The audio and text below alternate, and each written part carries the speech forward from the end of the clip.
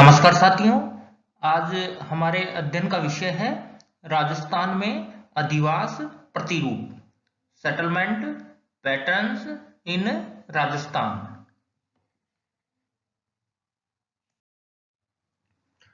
अधिवासों के प्रतिरूप जानने से पहले हम जानेंगे प्रतिरूप किसे कहते हैं। बताना चाहूंगा, अधिवास या जिसे बस्ती भी कहते हैं, किसी भी अधिवास या बस्ती का प्रतिरूप उस बस्ती की आकृति के अनुसार होता है। उस बस्ती की आकृति मकानों व मार्गों की स्थिति व व्यवस्था के आधार पर निश्चित होती है। इस प्रकार हम कह सकते हैं किसी भी बस्ती या अधिवास का प्रतिरूप उस बस्ती या अधिवास की एक आकृति है और उस आकृति को किसी ज्योमितीय आकृति के रूप में व्यक्त किया जाता है।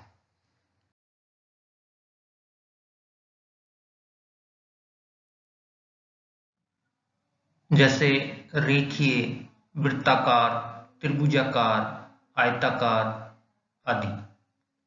अब हम राजस्थान में पाए जाने वाले अधिवासों के प्रमुख प्रतिरूपों के बारे में विस्तार पूर्वक जानेंगे। सर्वप्रथम हम बात करेंगे रेखीय प्रतिरूप के बारे में, लाइनर पैटर्न। बताना चाहूंगा, अधिवास या बस्तियों का रेखीय प्रतिरूप उन क्षेत्रों में विकसित होता है जहां कोई बस्ती सड़क, नदी या नहर के सहारे विकसित होती है या पनपती है। ऐसी स्थिति में उस बस्ती की आकृति रेखीय हो जाती है और इन रेखीय प्रतिरूप वाली बस्तियों में घरों के द्वार मार्ग की ओर होते हैं। राजस्थान में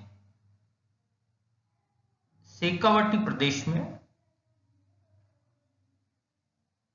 कांतली नदी के किनारे रेखीय प्रतिरूप वाली बस्तियां देखने को मिलती हैं।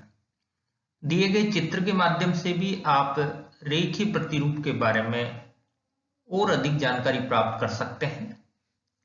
देखने पर हमें ज्ञात होता है ये मुख्य सड़क मार्ग है और इस सड़क मार्ग के सहारे एक ओर या दोनों ओर घरों के बसने से यह बस्ती विकसित हुई है और इस बस्ती की आकृति रेखीय है, यानी ऐसी बस्ती जो एक रेखा के सहारे बसी हुई है।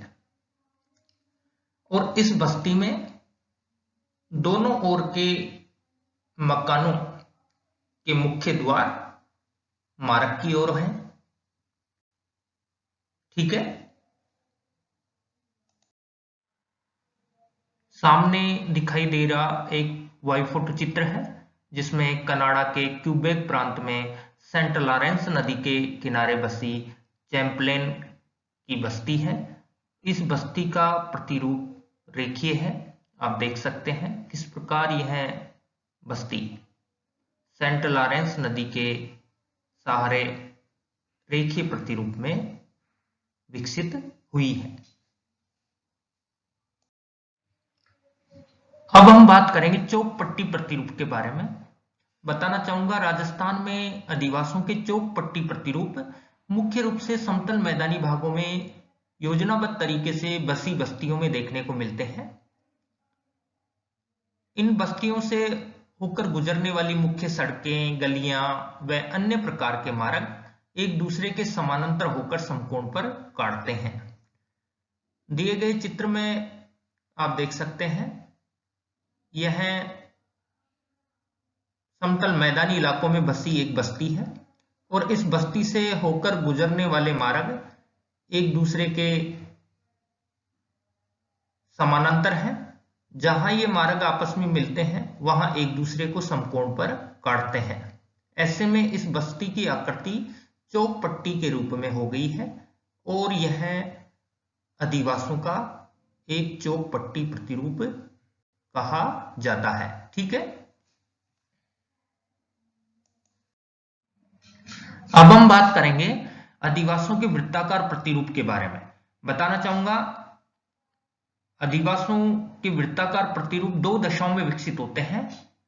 गौर से सुनिएगा। एक, यदि कोई बस्ती झील या तालाब के किनारे किनारे बसती है या पनपती है, ऐसी स्थिति में उस बस्ती की आकृति वृत्ताकार हो जाती है। या फिर दूसरी स्थिति में कोई बस्ती किसी मंदिर आदि देवस्थान या गांव के मुखिया के भवन के चारों ओर बसती है या विकसित होती है, ऐसी स्थिति में भी उस बस्ती की आकृति वृत्ताकार हो जाती है। ठीक है, यानी कोई भी बस्ती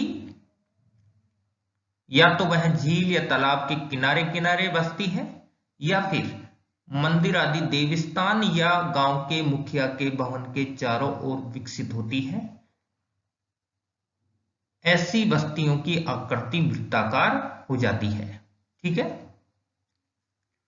राजस्थान में नक्की झील के किनारे बसी बस्ती वृत्ताकार प्रतिरूप का उत्तम उदाहरण है। ठीक है,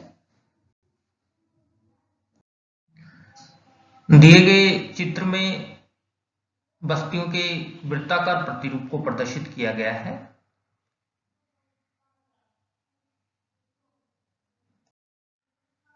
अब हम बात करेंगे अधिवासों के अरीय प्रतिरूप के बारे में। बताना चाहूंगा, अधिवासों का अरीय प्रतिरूप उन बस्तियों में देखने को मिलता है जिन बस्तियों के केंद्रीय भाग में विभिन्न दिशाओं से मार्ग आकर के मिलते हैं और इस बस्ती का केंद्रीय भाग सघन बसा रहता है, जबकि बाहर की ओर रास्तों के सारे मकान बने होते हैं और मध्यवर्ती भूमि खाली पड़ी रहती है।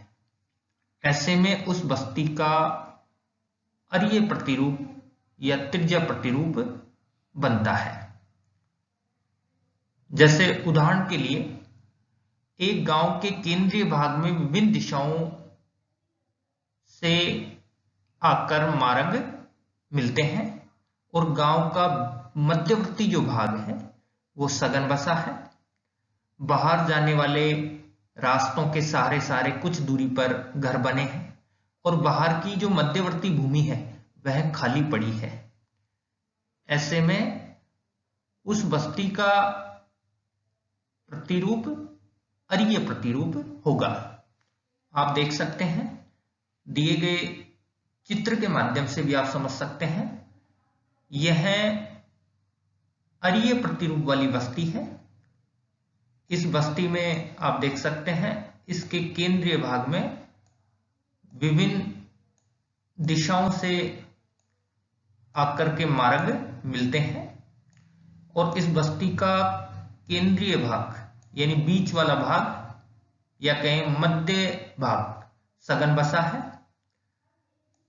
और बाहर जाने वाले रास्तों के सारे कुछ दूरी पर मकान बने हैं, जबकि मध्यवर्ती भूमि, ये मध्यवर्ती भूमि खाली पड़ी है। इस प्रकार इस बस्ती का जो प्रतिरूप है वो अरीय प्रतिरूप है या कहें त्रिज्या प्रतिरूप। ठीक है, अब हम बात करेंगे अधिवासों के तारा प्रतिरूप के बारे में। बताना चाहूंगा, अधिवासों का तारा प्रतिरूप अरीय प्रतिरूप का ही विकसित रूप है। अंतर सिर्फ इतना है, जैसा कि अभी हमने अरीय प्रतिरूप के बारे में जाना है, अरीय प्रतिरूप वाले अधिवास में अरीय मार्गों के बीच जो संलग्न भूमि है, आप देख सकते हैं ये मार्ग है, ये अरीय मार्ग, और इन अरीय मार्गों के बीच गांव से संलग्न जो भूमि है, ये गांव से संलग्न भूमि ये खाली पड़ी होती है। ये मैं बात कर रहा हूं अरीय प्रतिरूप वाली बस्ती के बारे में। जब अरीय मार्गों के बीच गांव से संलग्न भूमि पर भी घर बस जाते हैं, ऐसे में उस बस्ती का प्रतिरूप अरीय प्रतिरूप से बदलकर तारा प्रतिरूप हो जाता है। राजस्थान में जयपुर स्थित दूदू बस्ती, टोंक स्थित सोहेला गांव व भरतपुर स्थित इमराना गांव तारा प्रतिरूप के उत्तम उदाहरण हैं। ठीक है, अब हम बात करेंगे अधिवासों के तीर प्रतिरूप के बारे में। अधिवासों के तीर प्रतिरूप उन बस्तियों में देखने को मिलते हैं जो या तो अंतरीप के छोर पर बसी होती हैं या नदी के नुकीले मोड़ पर बसी होती हैं। अंतरीप का मतलब वह उभरा हुआ भूभाग जो तीन ओर से जल से घिरा होता है। इन बस्तियों के अग्रभाग में मकानों की संख्या कम होती है तथा पिछले भाग में मकानों की संख्या अधिक होती है। ऐसे में इस बस्ती की आकृति या कहें ऐसी बस्तियों की आकृति तीरनुमा हो जाती है। राजस्थान में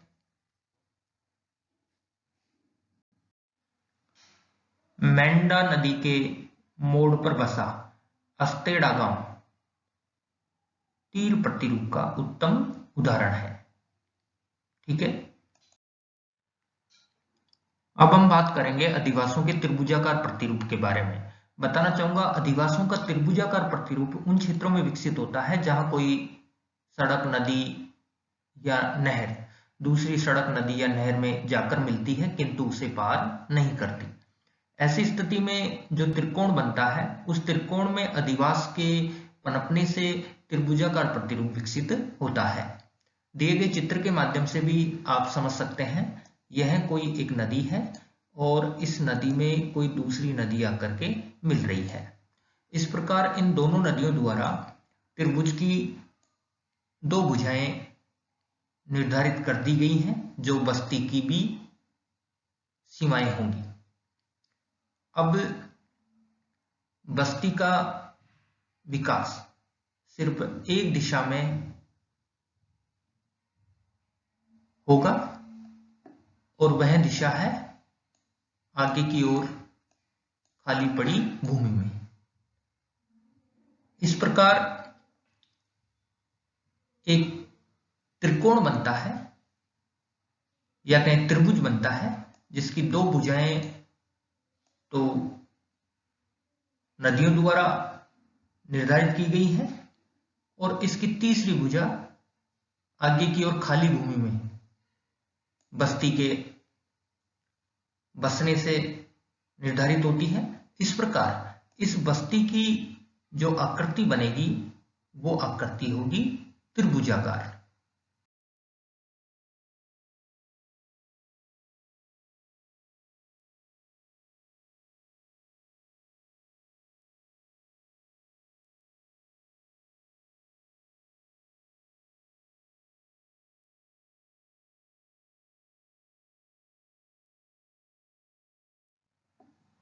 अब हम बात करेंगे अधिवासों के सीढ़ी नुमा प्रतिरूप के बारे में। इस प्रकार के अधिवास प्रतिरूप पर्वतीय ढालों के सारे बसी बस्तियों में देखने को मिलते हैं। ये बस्तियां विभिन्न ऊंचाई तलों पर बसी होती हैं और इनमें घरों की पंक्तियां सीढ़ी नुमा ज्ञात होती हैं। दिए गए चित्र के माध्यम से भी आप समझ सकते हैं, ऐसी बस्तियां पर्वतीय ढालों के सारे बसी होती हैं और जो विभिन्न ऊंचाई तलों पर होती हैं। आप देख सकते हैं, ये एक तल, ये दूसरा तल, ये तीसरा तल। इस प्रकार पर्वतीय ढालों के सारे विभिन्न ऊंचाई तलों पर बसी बस्तियों में सीढ़ी नुमा प्रतिरूप विकसित होते हैं और इनमें घरों की पंक्तियां भी सीढ़ी नुमा दिखाई पड़ती हैं। राजस्थान में चित्तौड़गढ़ जिले में स्थित दुर्ग की बस्ती और अजमेर जिले में स्थित तारागढ़ की बस्ती सीढ़ी नुमा प्रतिरूप के उत्तम उदाहरण है। दिए गए चित्र के माध्यम से भी आप सीढ़ीनुमा प्रतिरूप के बारे में और अधिक जानकारी प्राप्त कर सकते हैं।